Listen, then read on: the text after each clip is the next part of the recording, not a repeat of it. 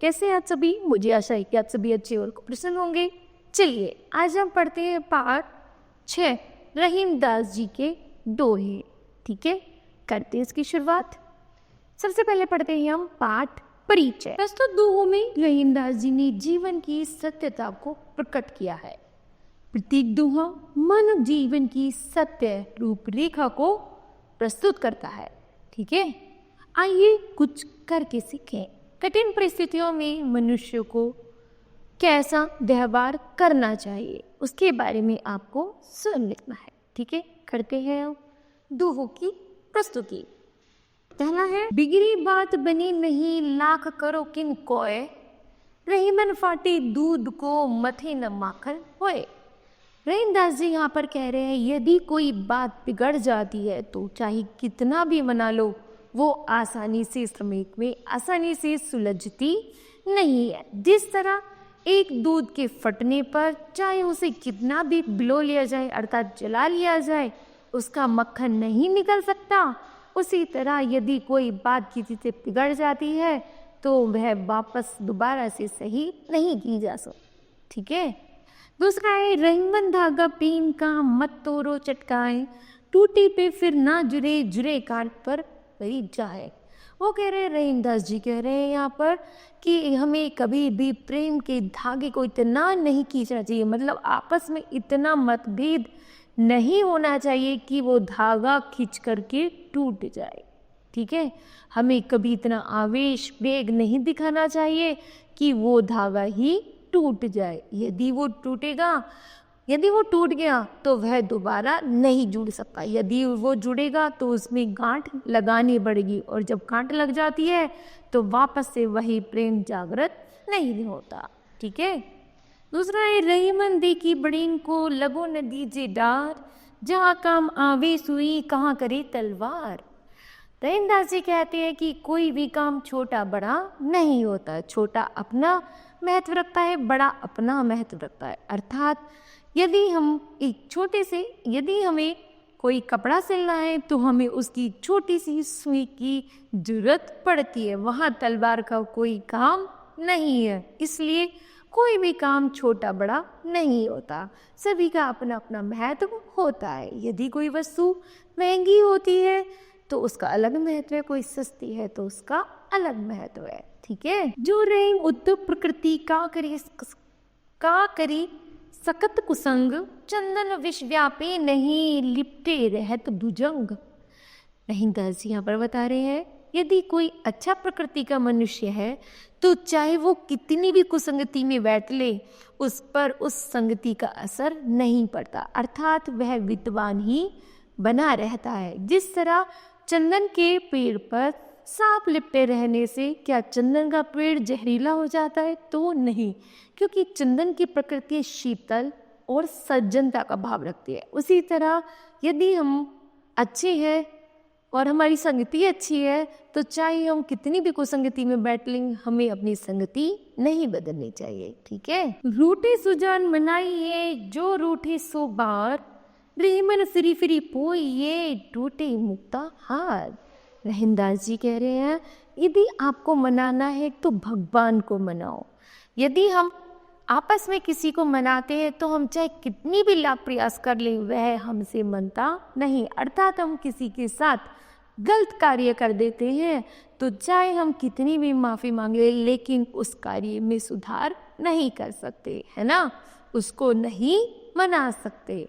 यदि वह मनाएंगे तो अगर हम बार बार रोटी, जिस तरह रहीम दास जी कहते हैं जिस तरह हम रोटी बनानी चाहते हैं रोटी बार बार बनती है लेकिन टूट जाती है, लेकिन अगर हम प्रयास करते रहेंगे तो एक दिन हम उसमें जरूर सफल हो जाएंगे। ठीक है, जो बड़ेन को लघु कहे नहीं रहे घटी जाए, गिरधर मुर्दी धर कहे कछु दुखत मन मानत नाए। अर्थात यहाँ पर रहीम दास जी कहते हैं जो बड़े को छोटा कहता है तो वह कहने से बड़ा छोटा नहीं बन जाता, अर्थात कर्मों के आधार पर मनुष्य को बड़ा या छोटे की संज्ञा दी जाती है। ऐसा नहीं है कि वो छोटा है तो ऐसा नहीं है, यदि उसका कर्म बड़े हैं तो उसी बड़े की संज्ञा दी जाती है। यदि बड़े के कर्म गलत है तो ऐसा नहीं वो बड़ा रहेगा, उसी छोटे अभी की संज्ञा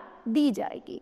जैसे कि यहाँ पर कहा है, जिस तरह श्री कृष्ण जी को एक मुरलीधर कहा जाता है कि तो बंसी बजाने वाला एक छोटा इंसान है, तो क्या कहने से कृष्ण जी छोटे बन गए? तो नहीं, केवल उनके कर्म ऐसे हैं कि वो तो बहुत बड़े महान वेता है। जैसे परे सो सही रहे, कहीं रहे यह देह, धरती ही पर परत है शीत धाम और मेह।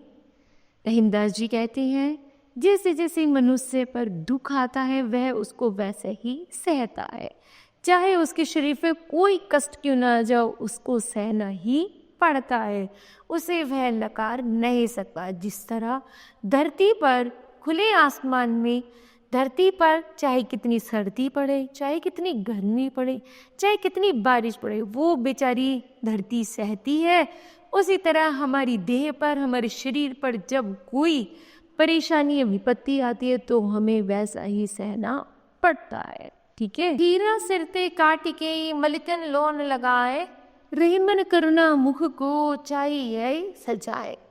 रहीमदास जी कहते हैं, जैसे एक खीरा है, खीरे को यदि सिर से काट करके उसको घिस करके उसमें नमक लगा दिया जाए तो खीरे का कड़वापन दूर किया जाता है। उसी तरह यदि मनुष्य कड़वा है तो उसको वही सजा मिलनी चाहिए जो इसके लायक है। खीरा कड़वा था, खीरे का सिर काटा, उसको घिसा और उस पर नमक लगा दिया, उसके घाव पर क्या कर दिया? नमक लगा दिया, उसे सजा मिली। उसी तरह यदि कोई कड़वे वचन बोलता है उसको तुरंत सजा मिलनी चाहिए, बल्कि उसे अपने मीठे शब्दों का प्रयोग कर उसको भी नर्म बना देना चाहिए। ठीक है। आगे है, दोनों रहीमन एक से जो लो बोलत नाही, जान परत है काक पिक ऋतु बसंत के माही। रहीमदास जी कहते हैं, हम यह नहीं पहचान पाते कि काक कौन सा है और पिक कौन सा है, अर्थात कोयल कौन सी है और कौवा कौन सा है, लेकिन जैसे ही बसंत समय वो आता है तो हमें पता चल जाता है कि कौन मूर्ख है और कौन सज्जन है, अर्थात कौन कौवा है और कौन कोयल है। ठीक है। आगे, रहीमन अंसुआ नैन डरी, जे दुख प्रकट करे, जाए निकारोगी का वो कसना भेद कहीं दही। रहीमदास जी कहते हैं, चाहे अपनी आंखों से हम कितने ही लंबे लंबे आंसू क्यों ना पीट ले, क्यों ना हम सारी दुनिया को अपने आंसू दिखाएं, लेकिन उसका कोई फर्क नहीं पड़ता, वो सब व्यर्थ है ना। क्योंकि ये जो समाज है, यदि तुम किसी के आगे अपना दुखड़ा रोती हो तो वह तुम्हारी हंसी करता है, ना कि तुम्हारे दुखड़े को समझाता है। ठीक है। रहमन निजमन मन की बिथा, मन ही राखो गोए, सुनीट ले लोग सब बाटी न लहे कोई।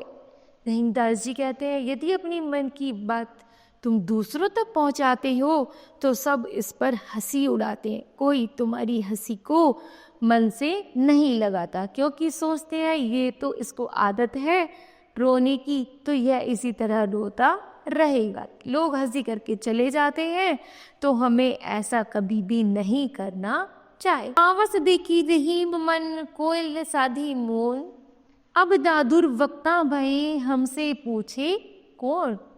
रहीमदास जी कहते हैं, जैसे कि जब बसंत समय चला जाता है तो कोयल बिल्कुल शांत पड़ जाती है, बारिश का मौसम शुरू हो जाता है, तो बारिश के समय में दादुर मेंढक बहुत जोर जोर से पूछते हैं और वो हमसे पूछते हैं, अरे यहाँ पर और कौन बचा है। अर्थात जब मूर्ख व्यक्ति बोलता है तो विद्वान को चुप हो जाना ही श्रेष्ठकर है।